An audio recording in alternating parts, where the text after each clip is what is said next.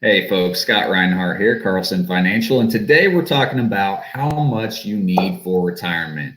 We see some crazy headlines out there. Here's one. It says you need at least 5 or 6 million. Really, you might need 10 million. Susie Orman apparently said this. Now, to be fair, this was a very clickbaity headline.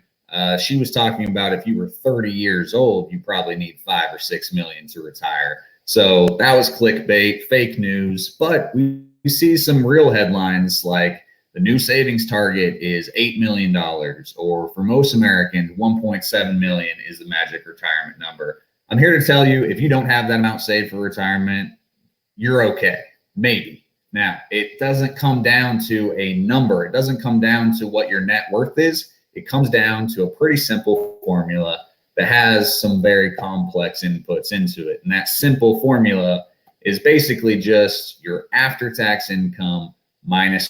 As long as you're covered there in retirement, you're good. So I think it's more important that your net income is covered over coming up with what your net worth should be. So net income is more important than net worth in retirement. So let's talk about the variables that go into your after-tax income. That is, of course, Social Security, pension, and maybe income from your portfolio. Now, I actually met with someone earlier this month who only had $50,000 saved for retirement, and this person was going to be just fine.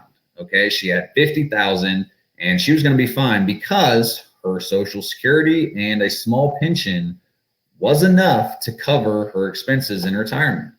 I've also met with folks who have $1 or maybe even $2 million retirement, and that wasn't going to be enough. So that's where the income from your portfolio is important, but you also have to be realistic with that number. If you're expecting to get 20% every single year off of your portfolio, that's probably not going to work for you. So we need to address and be realistic about what the amount you can get off of your portfolio will be. So what if it's not going to be enough? Then we got to look at your other options. And these are the exact options that we would be talking about with you in a meeting.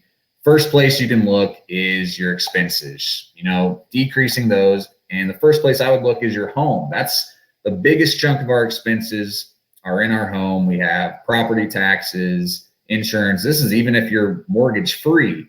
Property taxes, insurance, utilities, maintenance ongoing. So your house makes up a big chunk of your yearly expenses. And so you might look at downsizing so that you get a bunch of your expenses to go down.